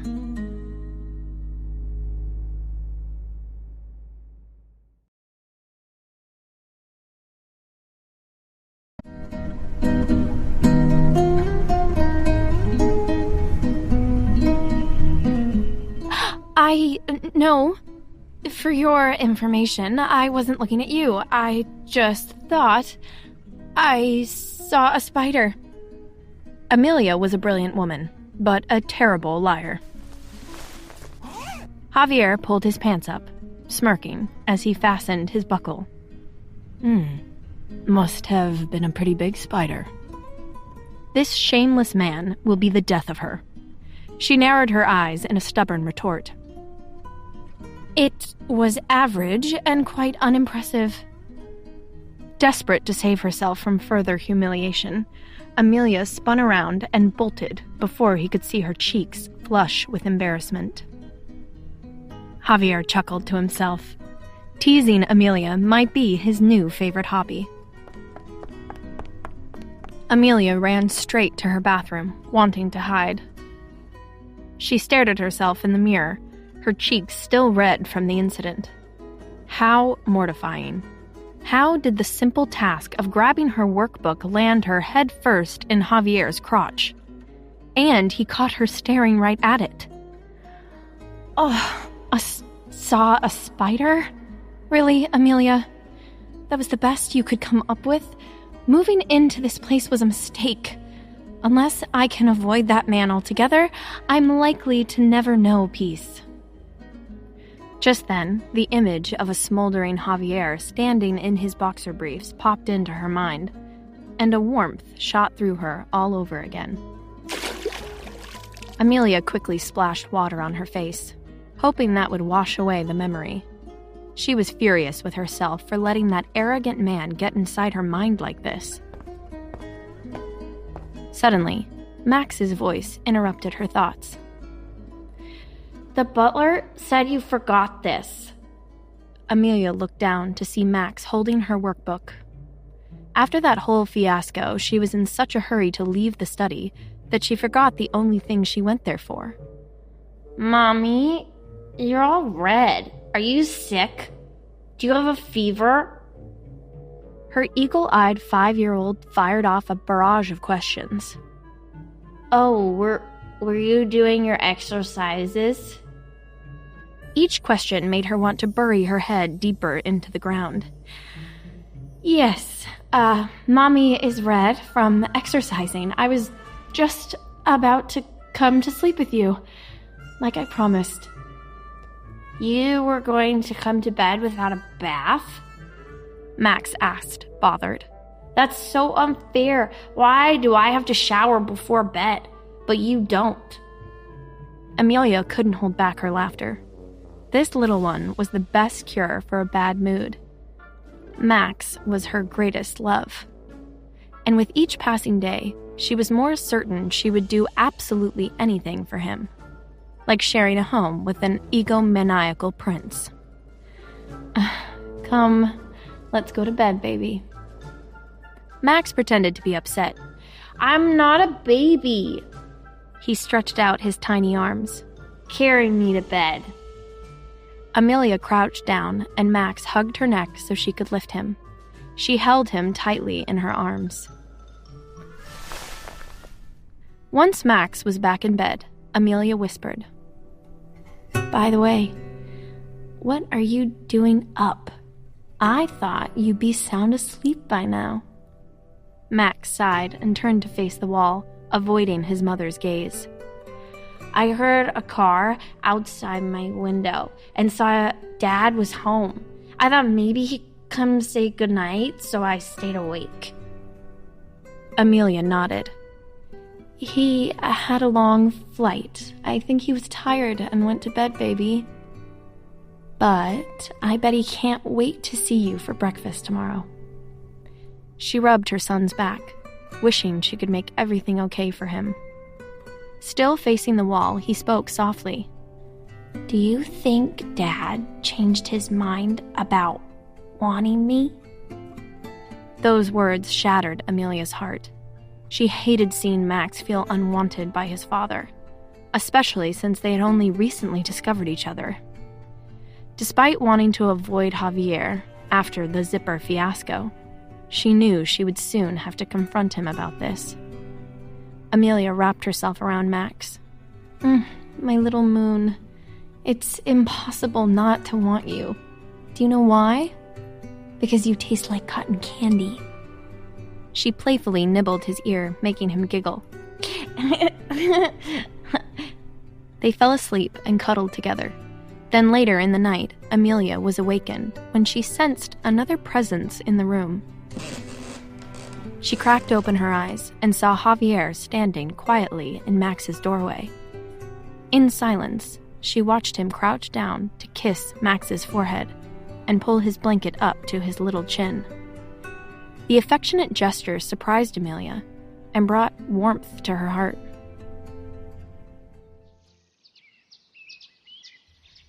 The next morning, Amelia and Max followed their usual morning routine. They spent 10 minutes lazing in bed without speaking a word, then shared their plans and expectations for the day before they jumped out of bed and happily made their way to the dining room. There, they found Javier already seated at the table, reading the newspaper. He looked so serious and regal. Javier looked up, and when Amelia met his gaze, she felt all the embarrassment from the previous night wash over her again. But when she saw Max frozen in place, as if questioning whether he could run up to his father or not, she knew she had to be brave and break the ice first. "Top of the morning, Prince Javier," she greeted him cheerily. Javier furrowed his brow, caught off guard by Amelia's jolly tone. Shouldn't she be hiding after last night's zipper mishap? Not a morning person, he responded with a cold grunt.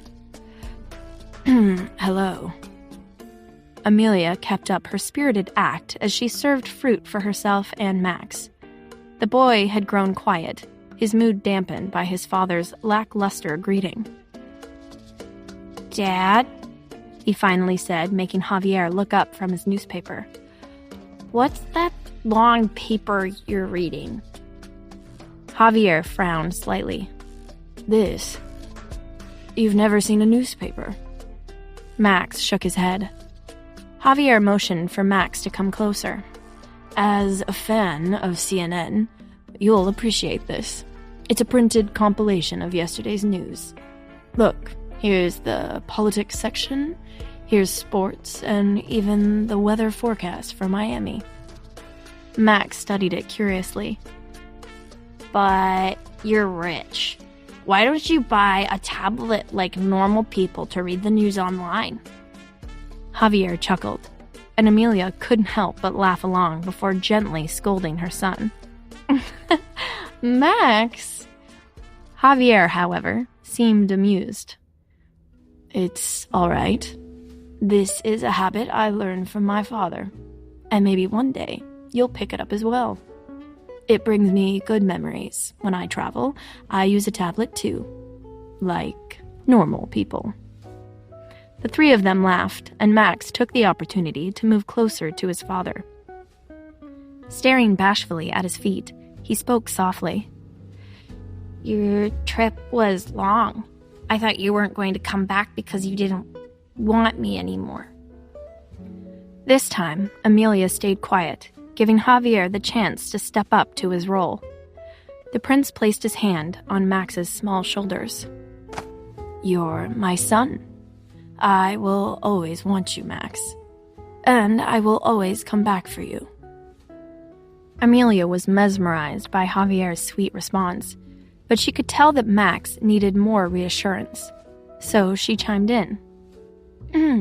"Max, you can trust your dad. I'm sure he'll never lie to you. Right, Javier?"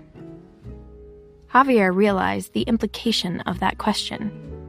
It was no time for empty promises. He turned to Max and nodded solemnly. "Never." Cheered up again, Max returned to his seat, and Amelia handed him his favorite breakfast, a slice of cinnamon toast. He took a bite and let out an adorable hum of delight. Mommy, this is the best one you've ever made. You should make one for Dad, too. Daddy, you'll have to try Mom's cinnamon toast." Realizing his reading time was over, Javier put down his newspaper.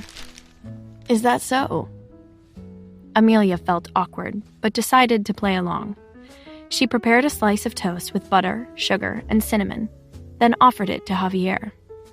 But when she went to hand it over, Javier glanced at the butler, who then nervously intercepted the toast. "Sorry, Miss Rivera, but Prince Javier cannot eat that. He has misophonia." Amelia was taken aback, while Max's curiosity piqued. "What's that, Dad? Do you have an allergy?" Mr. Grant began to explain. "Sir, Max, misophonia is Javier interrupted. That's okay, Mr. Grant. Max, you know how some people are afraid of heights, others of snakes? Well, I have a problem with germs. Amelia did not expect to learn that this seemingly untouchable man had such a big vulnerability. She wondered, next time he pisses me off, should I get revenge by poking my fingers in all of his food? She chuckled at the thought. Just then, the butler slipped on a pair of gloves and proceeded to prepare a slice of toast. I watched how Miss Rivera made it. I'll prepare a similar one for the prince. Javier stood abruptly. That won't be necessary. I have a busy day ahead. And with that, Javier left. Amelia worried about how Max would take his father's abrupt departure, but when she turned to him, he was happily devouring his extra piece of cinnamon toast. Amelia's office was buzzing with activity. The High Commissioner of Foreign Affairs was scheduled to meet with Mexico's Prime Minister, and everyone was on edge. Though Amelia was still an intern, she couldn't afford to make any mistakes. When the procession of sleek cars arrived, Amelia straightened her posture and exchanged an excited glance with her best friend, Faith. The vehicle stopped, and the Prime Minister stepped out accompanied by his entourage. From a distance, Amelia noticed a familiar face among them. Her breath caught, and her pulse quickened. It had been years since she'd seen him, but as he approached, his tall, muscular frame and striking features erased any doubt in her mind. Charles Dawson. That was the young man she had loved and left behind to spare him the burden of raising a child that wasn't his. Charles looked even more distinguished and handsome than she remembered. When their eyes met for a fleeting moment, his expression darkened, loaded with emotion, before she quickly looked away. Faith nudged her. Girl, that was totally your ex. When I heard the news, I didn't think you'd still be this hot. Damn. Still stunned, Amelia turned to her friend. What news? You haven't heard? Faith said, her tone teasing. Charles just moved back from the East Coast. You two are gonna see a lot of each other from now on.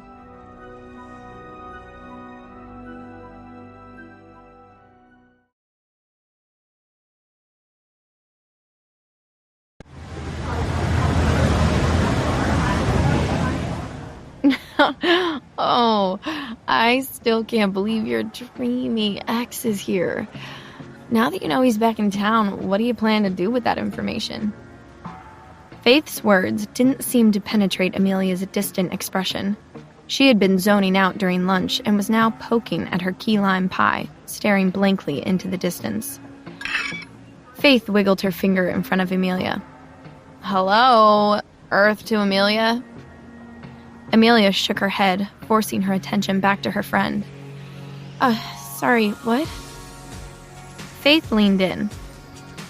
Girl, what's up with you? You've been a total space cadet today. Oh my god, are you seeing someone? That's why your head's been so in the clouds. Spill, who is he? Amelia smiled, rolling her eyes.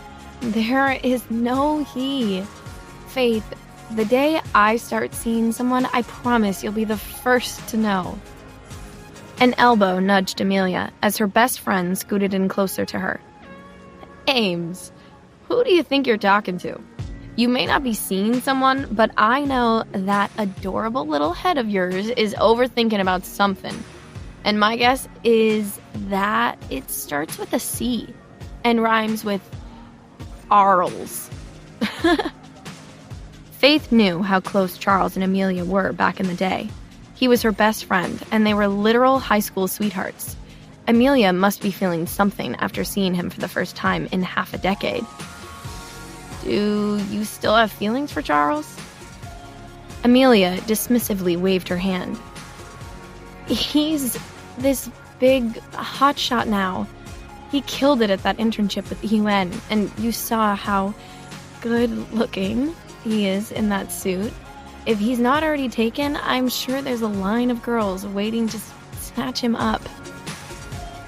Her best friend narrowed her eyes at her. Okay, but that didn't answer my question. Amelia let out a heavy sigh. Even if I did still have feelings for him, it's not like my situation hasn't changed. He deserves a bubbly trophy wife who doesn't come with a 5-year-old and baggage. Just then, Faith flicked Amelia's forehead.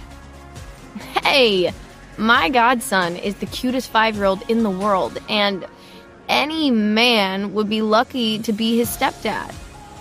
Gripping her fork, Faith suddenly stabbed her lasagna.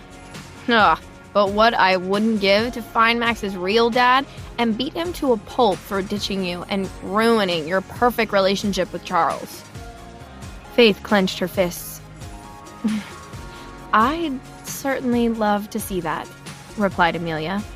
It had been eating her alive that she wasn't able to tell Faith that she had reunited with Max's mystery daddy and was currently living with him. She couldn't wait to see the look on Faith's face the day she learned the man she was plotting to murder was actually a dashing Mediterranean prince. Speaking of the devil, Faith suddenly grabbed Amelia's hand and said the last 2 words she expected to hear out of her friend's mouth. Javier Calderon, squealed Faith. Amelia froze. What? How do you... I mean, why did you say that? Who is that? Girl, Faith replied. You don't know that Spain has a super hot young prince? Amelia's pulse started to race. How did they end up on this topic? Did Faith know something she wasn't saying? Sorry, why are we talking about the Spanish monarchy? Amelia asked, cautiously terrified that Faith had figured out her secret. The prince just relocated to Miami to serve as an ambassador. Faith stole a bite of pie, savoring it dramatically. After swallowing, she finally answered. And Mr. Calderon is going to be the guest of honor at our gala tonight. Can you believe we're about to meet a real-life prince? Good. So her best friend hadn't figured out her secret. Amelia dropped her shoulders in relief. Oh, I guess I don't care much about monarchies. Faith was practically bouncing in her seat. But Prince Javier isn't just any royal. Have you seen his speeches on TV? The man is gorgeous, which means he'll be even hotter in person. Amelia mumbled. He's more arrogant in person, too. She seethed, thinking about the cold, shameless devil that had recently upended her life. Luckily, Faith interrupted her spiraling thoughts. What are you wearing to the gala? Amelia shrugged. Since it's a work event for us and we're not actual guests, I figured I'd just stick to my work slacks and a blazer. Faith slammed her hands down on the table in disbelief. Slacks? Did you not just hear what I've been saying? Hot foreign royals are expected to be in attendance. And more importantly, so is Charles. Maybe Faith had a point there. Although Amelia was just meant to work the event as an intern and had planned to fade into the background otherwise, the thought of running into Charles at the gala made her stomach flutter. Faith continued her passionate plea. It is essential that you dress to impress tonight, and I have the perfect outfit that will look amazing on you. Faith was not lying when she promised the dress would look amazing on Amelia. That evening, when Amelia arrived at the gala, she was absolutely stunning in a floor-length midnight blue gown. The neckline was a tad more revealing than she was accustomed to, but her friend's powers of persuasion were strong, so she agreed to wear it. Amelia stood on the sidelines of the event, and her eyes searched the bustling crowd, hoping to catch a glimpse of Charles. Her heart raced with anticipation, fueled by the desire not only to find him, but also to be seen by him, all done up. For the first time in a long time, she was feeling herself, knowing she looked good. Suddenly, the atmosphere shifted, and the place seemed to buzz with excitement. The prince is here! Someone whispered loudly. Amelia watched as the crowd fawned over the arrival of Prince Javier Calderon. It was surreal to see the man she knew as Max's dad idolized by the masses and swarmed by the paparazzi. In this moment, Amelia realized just how different each of their worlds were. How on earth did a nobody like her end up in his orbit? She thought back to the night they met 6 years ago at a South Beach nightclub and remembered the first time she locked eyes with Javier. They were instantly drawn to each other on the dance floor and didn't separate for the rest of the night. Amelia's mind snapped back to the present, where her eyes were yet again locked on the prince. She'd never seen him in a tux before. She hated to admit it, but he made for a dashing and debonair sight. How criminal for a man so vexing to look that good in a tux. She suddenly thought about last night in his study when she fell into his arms, among other things. Despite herself, she blushed in the crowd. She shook the thought away. Don't be so stupid as to romanticize him, Amelia. The man is royalty. He's light years out of your league. Just then, Faith scurried up to her side, giddy over the sight of the prince. Amelia whispered to her friend, "Stop ogling the man. We're here as professionals to work," she joked. Faith nudged her. "Shh, I'm busy scripting our future romance in my head. Imagine this. Prince Javier locks eyes with me and becomes so enchanted that he drops his wallet. The next day, I show up at his palace to return it. He personally answers the door in a silk robe and is so grateful to be reunited with his wallet that he invites me in for dinner. But instead of food, we eat each other's faces in a passionate makeout on the dining table. 2 days later, you get an invitation to the wedding of Prince Javier and Princess Faith." Amelia and Faith couldn't contain their laughter as Faith indulged in her fantasy, which earned them a disapproving glare from their boss. Amelia quickly composed herself. In reality, the prince would never answer the front door himself. He has butlers for that, and the security guards around his estate would turn you away at the front gates. Faith turned to Amelia, intrigued. "All right, Miss Know-It-All. What makes you the expert on the home lives of Spanish princes?" Worried she said too much, Amelia quickly deflected the question. Look, I think he's coming this way." As Javier approached, Amelia felt her body tense up, unsure what a public interaction between them should look like. Does she ignore him? Does she say hi? Oh no, what if he says hi to me, and Faith instantly clocks the resemblance between Max and his father and figures out the secret? Amelia's fears and paranoia were instantly dispelled when the prince walked right past her without so much as glancing in her direction. While Amelia was relieved by this, Faith, on the other hand, was deflated when the romance she scripted didn't play out in reality. On that note, Faith left Amelia to report to her work post. The night was shaping up to be less eventful than Amelia had anticipated. That is, until she took a break from her translator duties to grab a drink at the bar. When she turned around, she found herself standing face to face with the man she'd been eagerly looking for all night. Charles. The second their eyes met, both their hearts stopped. Both of them stood frozen in awkward silence. Finally, Charles broke the silence. "Hey," he managed to say through his love-struck gaze. Amelia smiled. "Hey, yourself." Charles laughed nervously. We used to be more eloquent than this." She chuckled. "Yeah, if you got us in the same room, you couldn't get us to shut up until we started dating. Then our mouths were occupied with other things." She stopped herself. "Oh, sorry, I made it awkward." He shook his head. It's okay?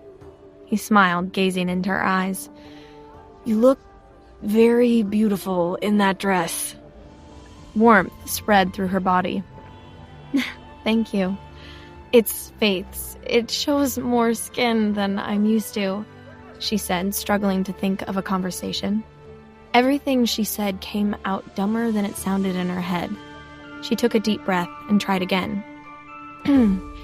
You look great too. New York has been good to you. Both their minds swirled with 1,000 things they wanted to say but couldn't. But they were interrupted when a familiar female voice called out. There you are. Charles, found you. Amelia tensed. She knew that voice. Sure enough, when she turned, she saw her half-sister Sophie bounding up to Charles. What happened next nearly made Amelia's soul leave her body. Sophie cozied up to Charles and wrapped her arm around his waist. Amelia could hear her chest pounding in her ears, and a knot materialized in her stomach. Wait, is Charles dating my sister?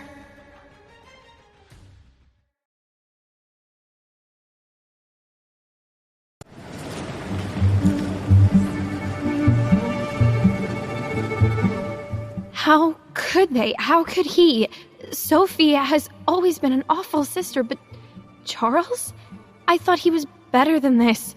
What could he possibly see in her?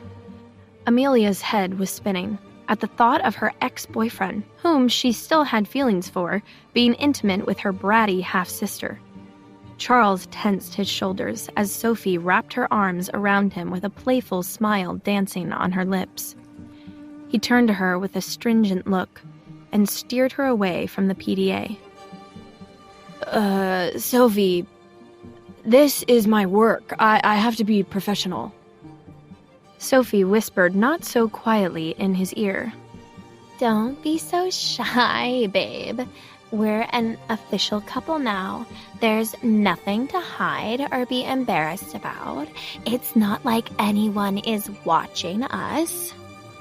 Sophie pretended she hadn't seen Amelia, even though she inserted herself right between them when she arrived. Just then, her half-sister turned to her and feigned surprise. Oh my God, Amelia. I had no idea you'd be at this thing. Sophie exclaimed with a grin.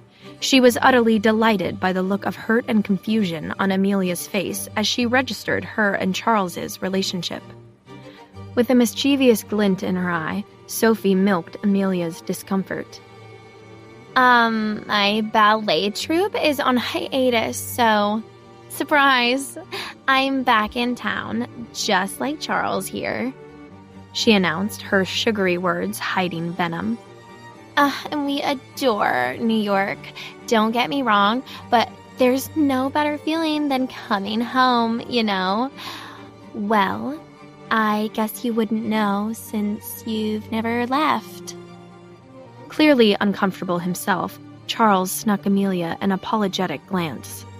Amelia put her best foot forward and tried to seem happy about her sister's news. That's really great, Sophie. I'm sure Valentina is glad to have you back.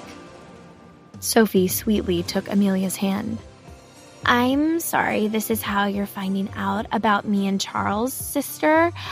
I had planned to ask you to dinner so I could share the news of our love sister to sister.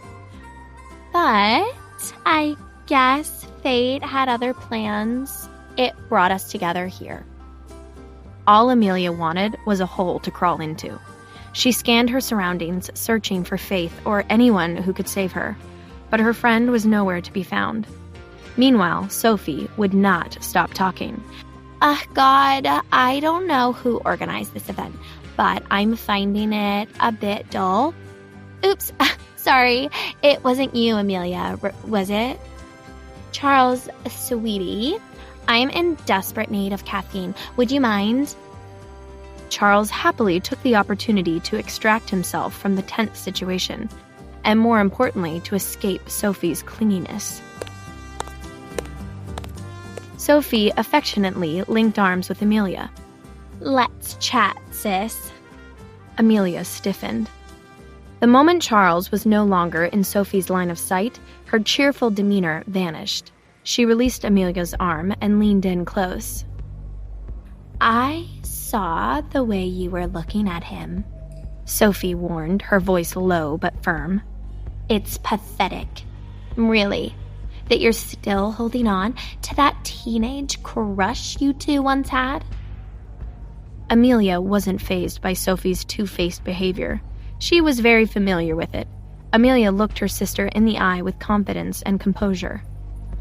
When I spoke to Charles earlier, I didn't know you two were together, Sophie, she justified. Sophie wasn't done, though. You need to accept that Charles will never want you back, especially since, well, let's just say it's no secret you're damaged goods, she provoked. Amelia didn't let her get a rise out of her.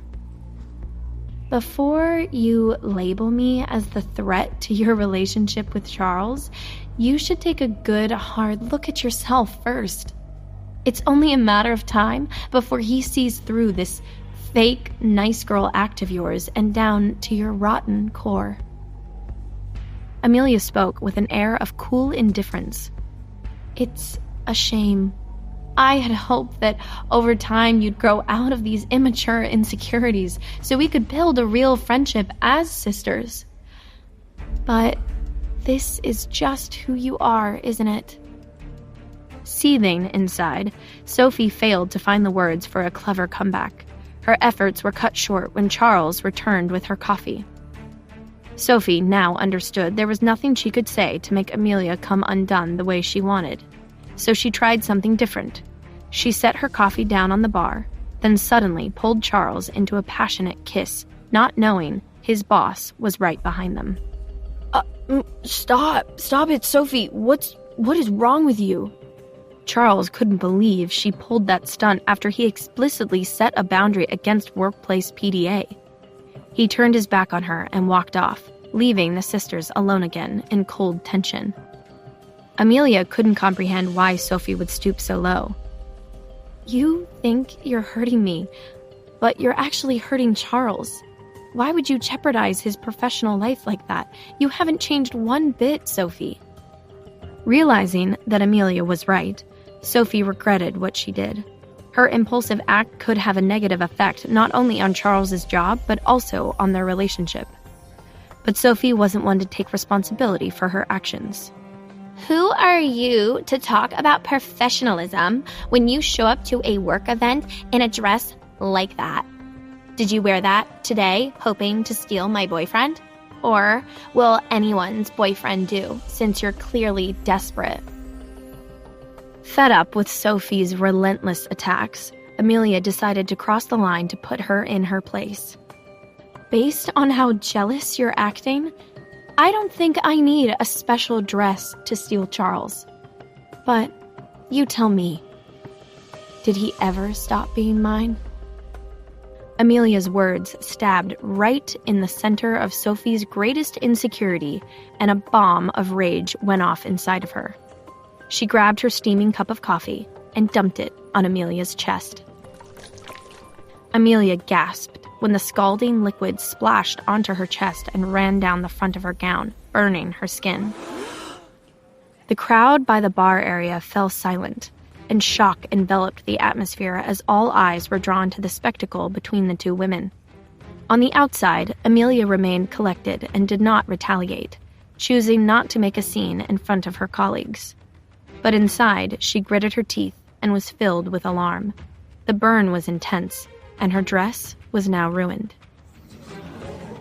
Amelia heard a commotion nearby and turned to see the prince advancing toward them with his staff trailing behind him like a shadow. Unbothered by the fact that she just assaulted her sister, Sophie's eyes lit up in anticipation, eager to greet the oncoming prince. As he reached her, she curtsied. Hello, Your Royal Highness, Prince Calderon. I'm Sophie Rivera. It's an honor to... Javier strode right past Sophie, ignoring her as if she were a ghost. She felt humiliated when he instead made a beeline for her sister. Amelia froze in her spot, unsure what was going on. Weren't they pretending to be strangers? The prince stopped before her and greeted her cordially. "Good evening." His voice was smooth and strong. Javier then hooked a finger under Amelia's chin and slowly raised it until her eyes met his. His dark and piercing gaze bore into hers with a depth that was hard to read. Self-conscious about all the eyes on them, she felt the blood rush to her face. She cleared her throat. "Good evening, Your Highness." Javier's eyes were so intense that they left Amelia breathless. She struggled to comprehend the unspoken emotions swirling within them. Amelia furrowed her brow in confusion. Her heart raced. Prince Calderon, what are you..." He spoke coolly. "Is everything okay?" Amelia could feel her coworkers watching them. Yes, I'm fine." The air around them felt charged, heavy, with a mix of apprehension and curiosity as she tried to decipher the meaning behind his unwavering stare. He then trailed his gaze down her face, past the nape of her neck, and landed on her chest, where it lingered. This stirred a fluster within her that was difficult to contain. With all eyes on the interaction between the prince and the intern, Javier turned to Victor with a serious order. "Fetch me a doctor as soon as possible. This lovely lady is injured." It was then that Amelia suddenly realized what this was all about. He saw her get burned by the KOFI and came over to examine the angry red welts that had formed on her chest. As Victor hurried off, Javier's icy stare shifted to Sophie and seemed to freeze the air around her. Once Javier was gone, Sophie couldn't help but let the jealousy get the best of her, and she sniped at Amelia. "You should wipe that hopeful look off your face, Amelia. What Prince Javier just showed you was a display of pity. There is no world where a man like that would have any interest in a nobody like you." Amelia rolled her eyes. Sophie had no idea how little she understood about the situation she witnessed. Sophie would probably combust if she ever were to learn that the prince was her nephew's father. But she couldn't share that. Instead, she just gave a retort. "It seems the one interested in the prince here is you." Sophie was about to push back when the medic appeared and interrupted them. "Miss Rivera, Prince Calderon has requested that you come with me to receive immediate treatment for your wounds." The medic stood, waiting for her to follow him. Meanwhile, Amelia got to see the storm of envy that surged within Sophie as she strode away with her head held high, trailing behind the medic.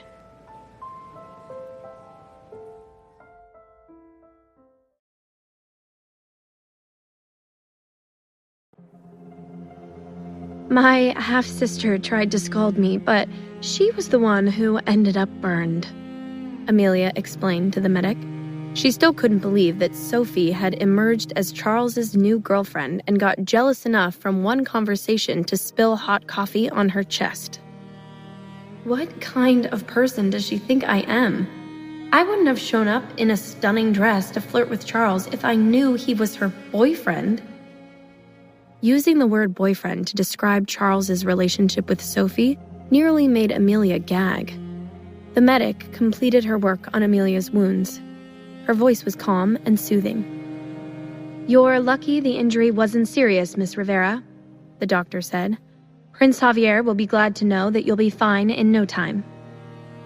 Amelia thanked the doctor, and as she left, she overheard the doctor tell a colleague, "The prince is such a generous person. He went out of his way to ensure that a random employee received proper medical treatment." Amelia shook her head at the comment. If only people knew that she wasn't a random employee to the prince, but the mother of his child. Then they might take Javier off his pedestal for his good deed. It was nice that he helped her with the medic, but in comparison to all the damage he'd caused, it was just a drop in the bucket. With the gown now covered with coffee, Amelia had no choice but to change back into her work clothes from earlier today. When she returned to the party to avoid drawing any more attention, she tucked herself away in a corner for the rest of the event. But soon, Faith noticed Amelia zoning out and approached her friend. "I'm gonna get jealous if you keep staring at my future husband from across the room," she teased. "The rumors going around about what happened tonight between you and the prince are wild. Is it true he essentially ran an ice cube down your chest?" That's a rumor that's going around? Amelia was mortified by the thought. "It was literally nothing. I just got lucky that Javier, Prince Calderon, was around to see what happened." Faith's grin disappeared from her face. Well, that was anticlimactic. You're welcome, by the way. I told you that you'd be the center of attention in that dress." Amelia winced at the memory of her friend's beautiful dress now covered in coffee stains. "I'm so sorry about the dress. I'll pay for the dry cleaning." Faith wouldn't hear of it. "Don't be silly. The only person who should be paying for that is Sophie." The mere mention of Sophie's name gave Amelia a headache. "I'm actually hiding here to avoid her and Charles. Faith, when we saw each other at the bar, I swear I felt something between us.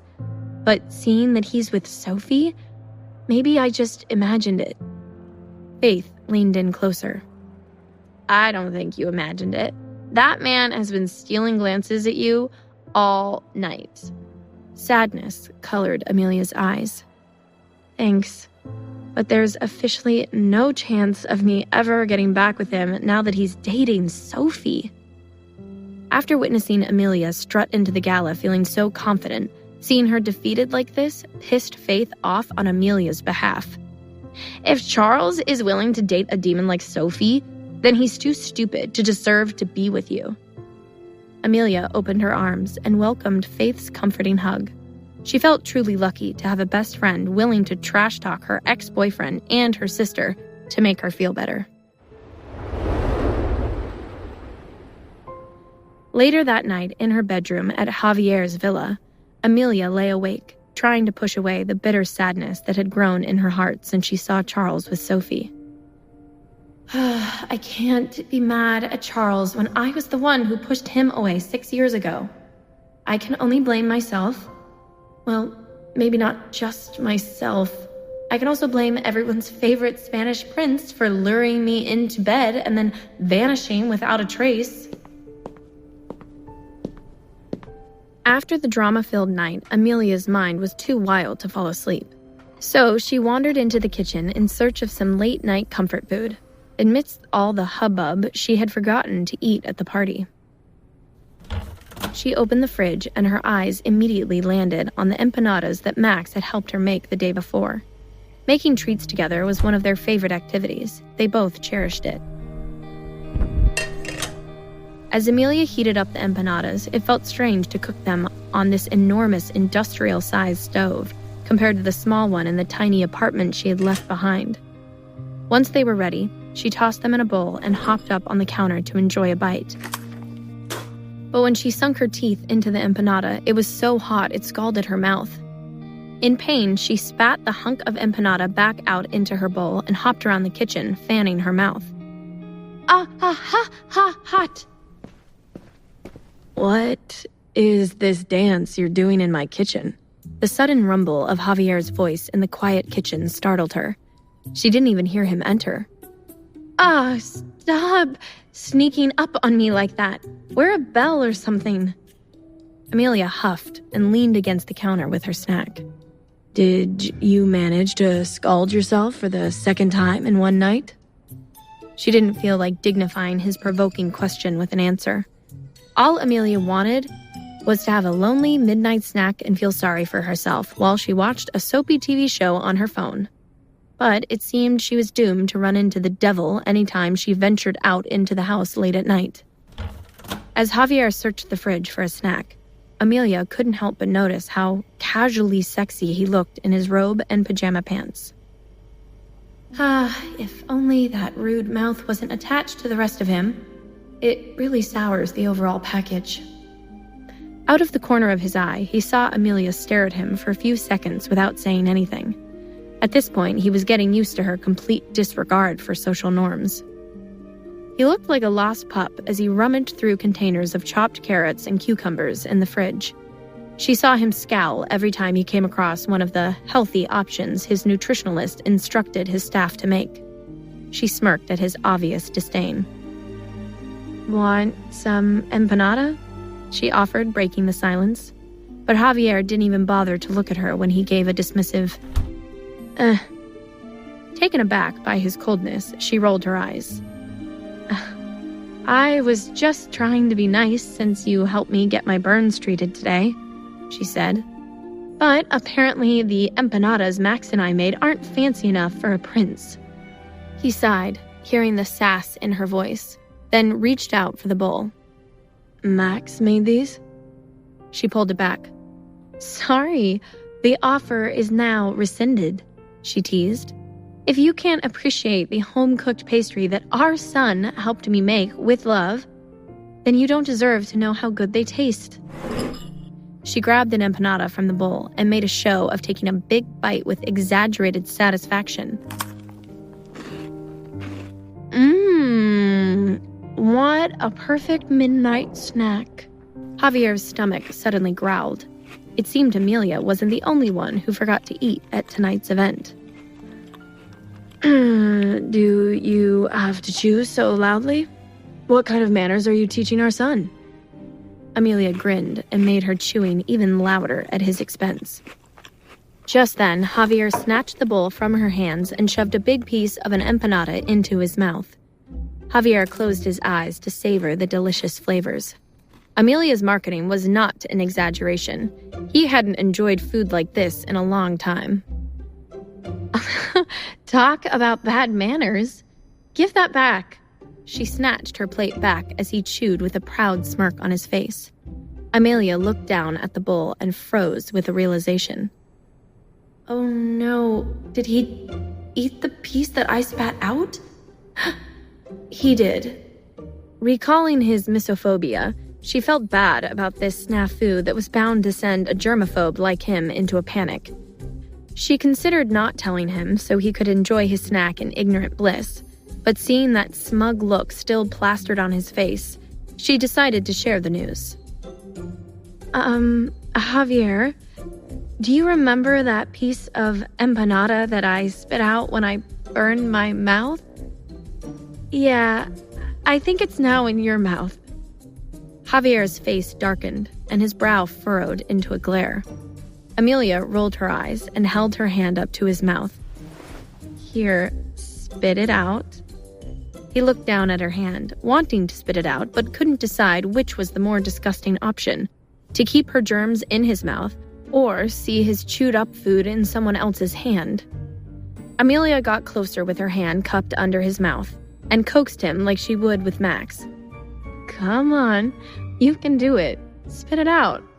She was so close that his senses were overtaken by her soft, warm scent of vanilla and citrus. It reminded him of the night they spent together.